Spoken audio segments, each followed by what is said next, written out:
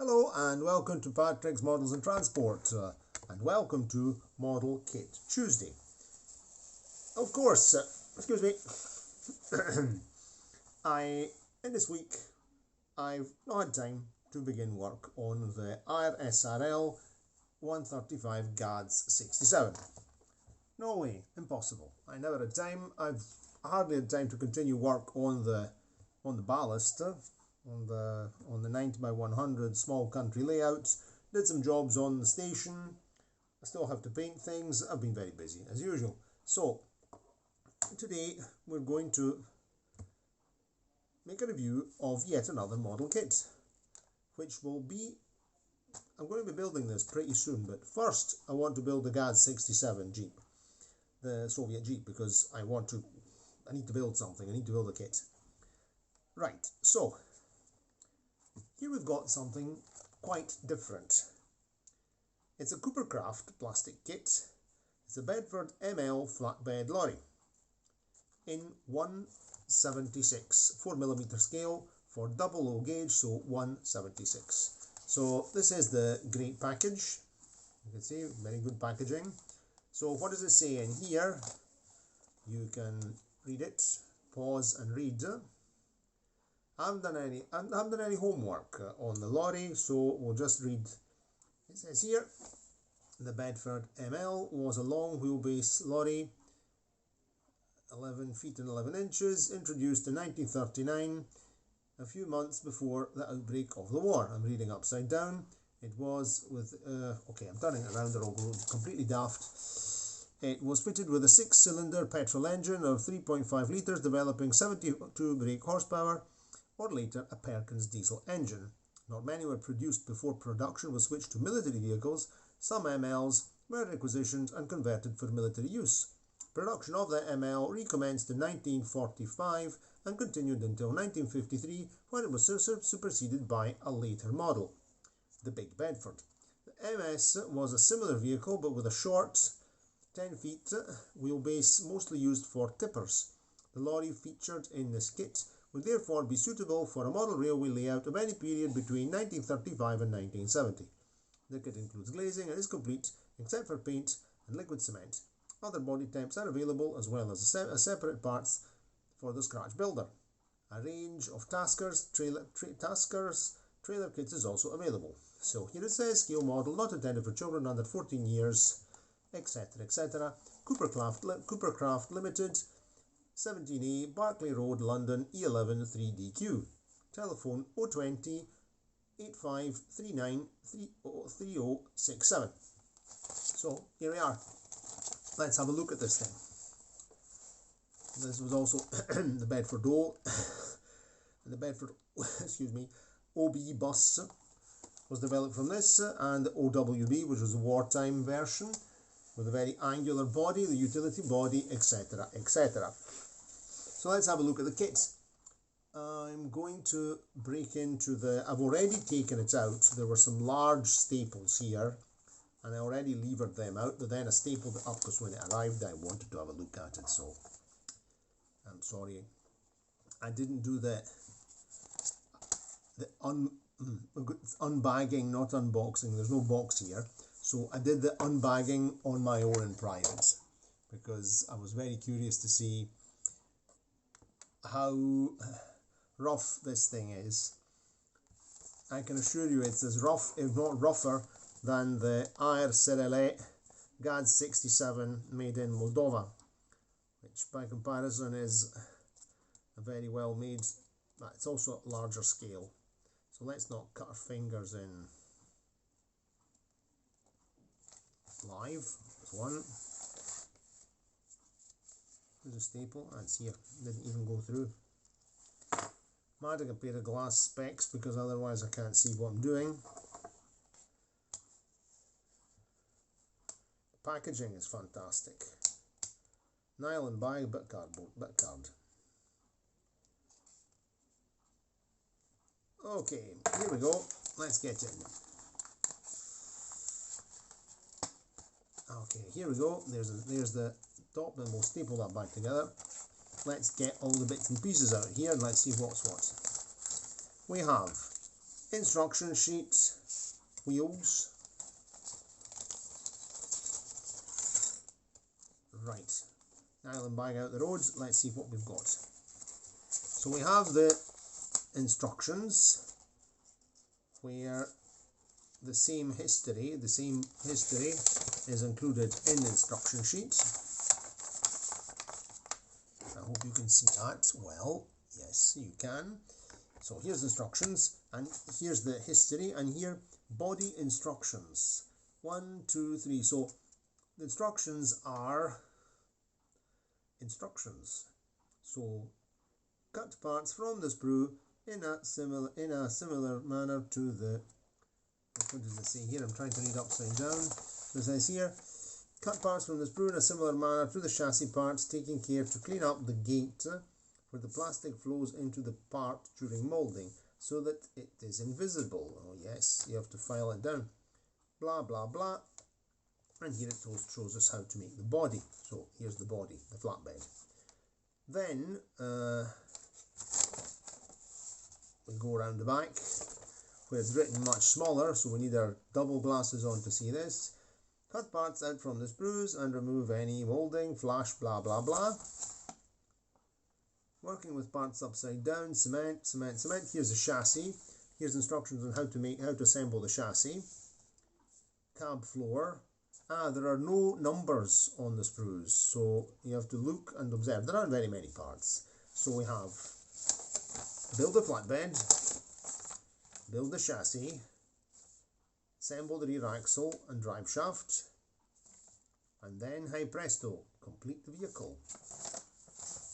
That's great. This is fantastic. This is... Now I've made comments on the instructions of the Alan Zis 5, which are 115, made in the 1990s model kits, made in the big successor state of the Soviet Union. I've made comments on the instruction leaflet of the Moldavian-made IRS SRL GAZ 67, which are pretty basic, but this lot here, they definitely win the prize of hermetic instructions. It's great.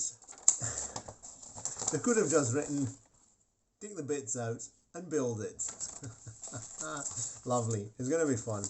But anyway, this will be great fun. So I've already looked through all the bits and pieces. Let's have a look. So it's pretty logic anyway. Here, there's the flatbed. 2 parts only, according to that drawing here. There's only 2 parts, and they're marked front. So that goes behind the cab. This bit here is pretty clear. Cut this bit of flash off here, file it down, glue it in place, and that's your flatbed made. So that can go out the road. This is a small kit, so the real fun is painting it, and I'm going to paint this thing here. I've got a photo of a Bedford MS I photographed at the Scottish Vintage Bus Museum, maybe in 2000, on a rather wet and rainy day, but it was overcast. It was great for photography. I got drenched, but I had a great time. And I'm good. It's very nice livery, blue, a kind of rich blue, so we'll be making it blue and red. And let's see the second chassis, cab floor. So these are all the chassis members. So what can we recognize here? Chassis side members with mudguards, fuel tank or battery box. That might be the fuel tank. Here we've got a front axle. That's the front beam axle. This is a support for the spare wheel, the cross member. Then we've got another cross member, and there should be another cross member. Here's the, yes, that's one cross member, and that's, there are 2 cross members, 1 and 2. So let's see. Chassis element, cross member, cross member with spare wheel, support here, What are these? I have no idea what these are. Don't know what these could be. Who knows? Ah, that's great. I don't know what these are.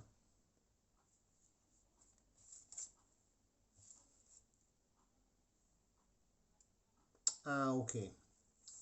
These are the top cross members. So these are the chassis. This is a lower chassis member here, and these are the top bits. You see that there's these sort of cutouts that go around the mud guards. So I guess once we cut them off, we'll understand what's what. Really, the drawing is... okay, I won't say what it is. Here's a number plate holder, a rear number plate, front number plate. That definitely looks like a number plate holder, that thing, and that's the front number plate, that's the rear number plate. They don't tell you where to put them, you just look at a picture and use your loaf, as they say in Scotland. Here's the gearbox and prop shaft and differential, axle, rear axle and differential. And let's see the cab. The cab is going to be great fun. So let's see so these are the parts pertaining to these two drawings here. And now let's see the rest. The rest all goes on the final drawing.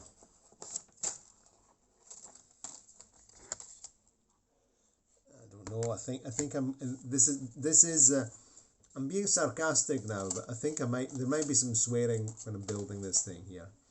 I think I'll make many short videos and then put some nice music, classical music, like when there's a coup d'état in a country and then you put the TV on and there's only classical music. That's a very interesting story about coup d'états and classical music, told to me by one of my colleagues, who comes from the successor state of my country. He's from the Soviet Union, actually. That's another story. Anyway, that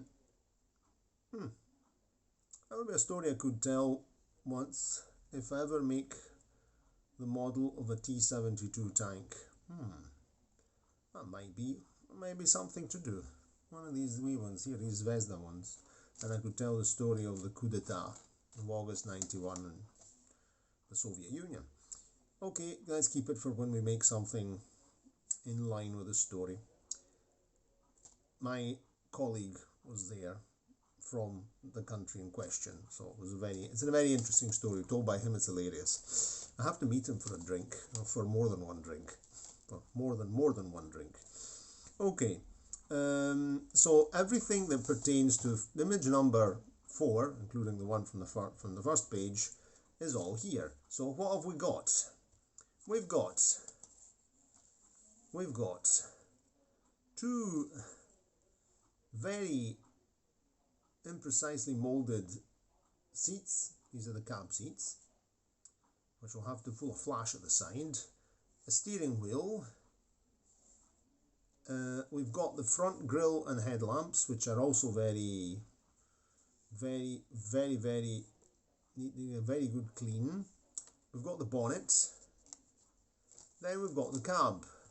The cab is going to be interesting to build because it's cab and bonnet, one side, another side, the windscreen, the back of the cab, and the roof. The doors are already fitted, and that's that. And even here is full of flash of all types.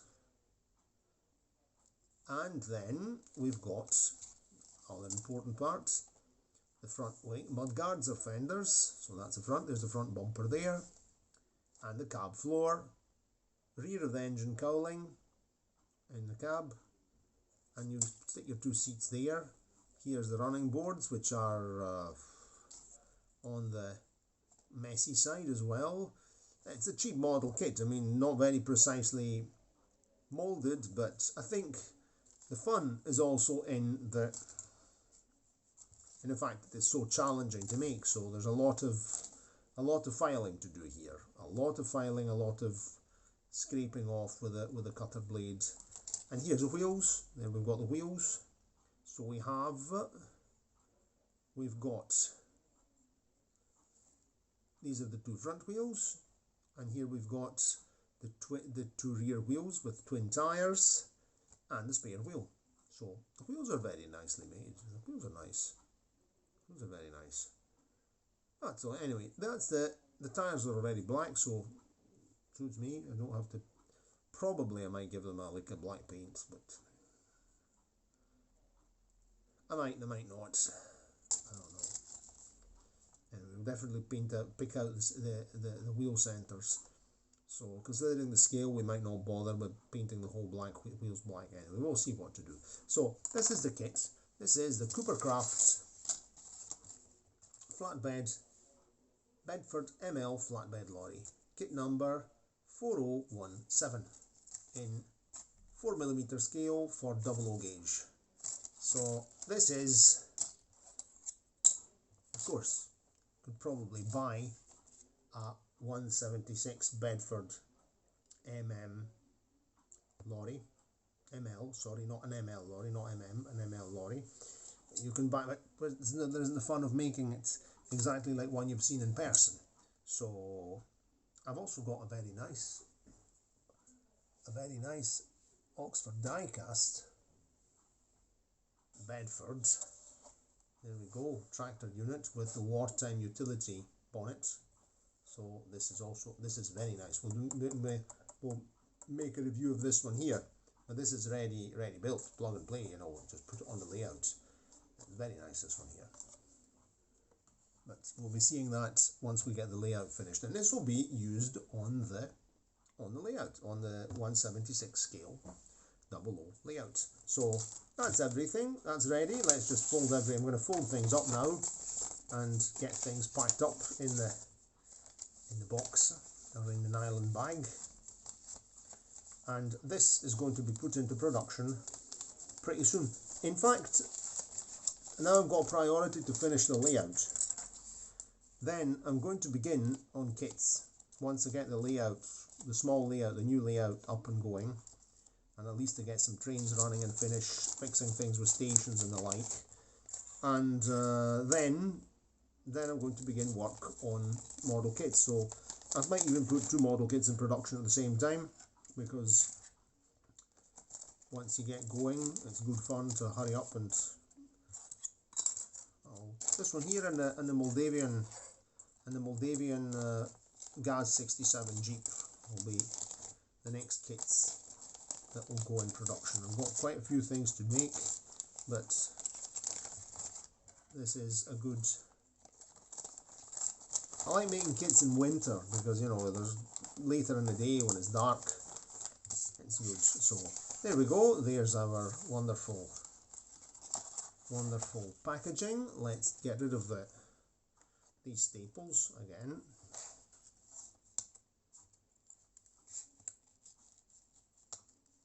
These are my staples. They'll go in the bin.